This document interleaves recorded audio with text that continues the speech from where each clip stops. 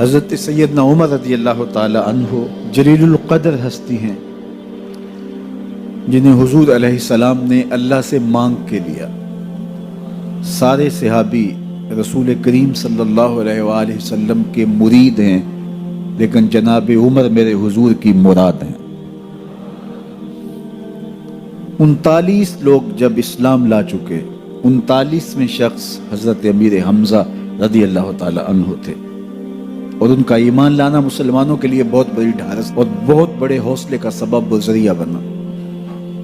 تو میرے حضور نے ہاتھ اٹھا لیے، کہا اے اللہ، ایک شیر دیا ہے امیر حمزہ، ایک شیر اور عطا کر دے، اب تیری مرضی، عمر بن خطاب دے دے یا عمر بن حشام دے دے۔ حضور دعائیں مانگ رہے اور یہ ہاتھ میں تلوار لیے غیظ و غضب سے بھرے ہوئے گھر سے نکلتے ہیں کہ بانی اسلام کا چراغ ہی بجھا دینا ہے۔ راستے میں ایک صاحب ملے اور کہا کہ عمر، تیور کوئی اچھے نہیں لگتے، خیر تو ہے، کدھر جا رہے ہو؟ کہا چراغ اسلام بجھانے جا رہا ہوں، یہ روز کا مسئلہ ختم ہونے لگا ہے میرے ہاتھوں۔ مسکرا کے بولے گھر کی خبر تو لو۔ کہا میرے گھر کو کیا ہوا؟ کہا تمہاری بہن فاطمہ بھی نوکر بن گئی ہے رسول اللہ صلی اللہ علیہ وسلم کی۔ غصے سے بھرے ہوئے اپنی بہن کے گھر کا رخ کرتے ہیں، اندر سے قرآن پڑھنے کی آواز آ رہی، غصہ اور بڑھ جاتا ہے، دروازے کو زور زور سے کھٹکھٹاتے ہیں۔ اہل خانہ سمجھ گئے ماجرا کیا ہے، گرجدار آواز ہے جناب عمر کی، دروازہ کھولو۔ جلدی سے معلم کو چھپا دیا اور بہن آگے بڑھ کے دروازہ کھولا۔ کہا تم سابی ہو گئے ہو، دین چھوڑ دیا تم نے، بتوں کی وفا ترک کر دی اور بے تحاشا مارنا شروع کیا۔ بہن کا سر پھٹ جاتا ہے، خون بہنے لگتا ہے اور یہ مارتے چلے جاتے ہیں۔ فاطمہ بنت خطاب بولی عمر تم خطاب کے بیٹے ہو، سنو میں بھی خطاب کی بیٹی ہوں، جو ظلم جو جبر کرنا ہے کرو، میں محمد عربی کا دامن نہیں چھوڑوں گی۔ سوچنے پہ مجبور ہو جاتے ہیں وہ کون سی طاقت ہے جس نے بجلیاں بھر دی اس کے اندر۔ کہا جو تم پڑھ رہے تھے مجھے بھی سنا سکتے ہو؟ کہا تمہیں غسل کرنا ہوگا۔ عمر اپنے بدن کو دھو رہے ہیں، میرا رب دل دھو رہا ہے۔ اتنے میں معلم بھی قرآن لے کر آ جاتے ہیں اور قرآن کی تلاوت ہونے لگتی ہے۔ طٰہٰ ما انزلنا علیک القرآن لتشقیٰ، 14ویں رات کے محبوب چاند، ہم نے قرآن اس لیے نازل تو نہیں کیا تھا کہ تم مشقت میں پڑ جاؤ۔ بے تاب ہو گئے، کہا عمر کی عمر برباد ہو گئی، مجھے لے چلو حضور کی چوکھٹ پہ۔ تلوار حمائل کی ہے، بہنوئی ساتھ ہیں،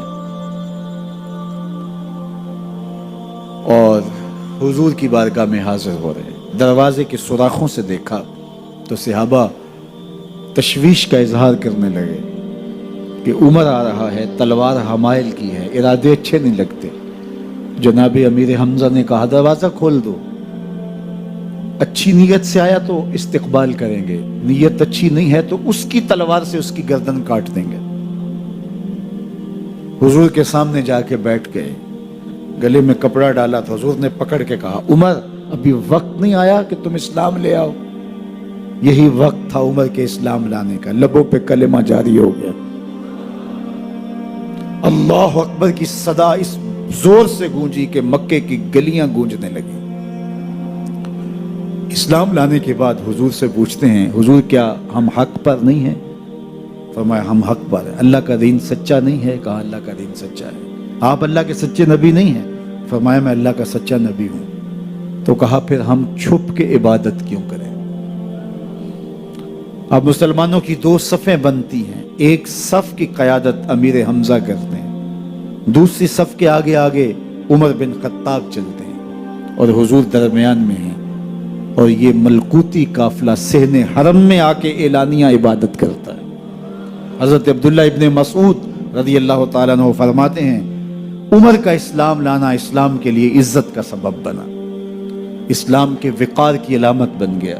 ایک ایک کے دروازے پہ جا کے دروازہ کھٹکھٹا کے کہتے ہیں، وہ تو اور خبر سننے کے لیے بے چین تھے کہ یہ بانی اسلام کی زندگی کا چراغ بجھانے گیا تھا، کوئی خبر لایا ہوگا۔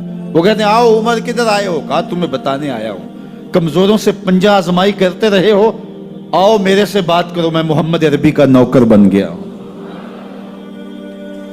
اللہ اکبر۔ میرے حضور نے فرمایا جب اچھے لوگوں کا ذکر کرو تو میرے عمر کا ذکر بھی کیا کرو۔ میرے عمر کی زبان پر حق بولتا ہے، سچ بولتا ہے۔ ان الشیطان یفر من ظل عمر، عمر کے سائے کو دیکھ کے شیطان بھاگتا ہے۔ اللہ اکبر۔ اسلام لائے تو زندگی کی ایک ایک سانس اسلام کے لیے وقف کر دی، حضور کا پہرا دیا، حضور کی ناموس کا پہرا دیا، حضور کی شریعت کا پہرا دیا۔ اسلامی فتوحات پھیلی تو پھیلتی ہی چلی گئیں، کبھی مصر فتح ہو رہا ہے، کبھی ایران فتح ہو رہا ہے، آرمینیا تک مسلمانوں کی افواج پہنچتی ہیں۔ 22 لاکھ مربع میل پر حضرت عمر رضی اللہ تعالیٰ عنہ کی سلطنت پھیل جاتی ہے۔ عدل و انصاف کا دورہ ہوتا ہے۔ زمانے نے دیکھا کہ غیر مسلم بھی عدالت میں کھڑا ہے تو اسے خوف نہیں ہوتا تھا کہ میرے سے ناانصافی ہوگی، اس لیے کہ حکومت عمر کی چل رہی ہے۔ وہ بھی مطمئن ہوتا تھا کہ میرے ساتھ انصاف ہوگا۔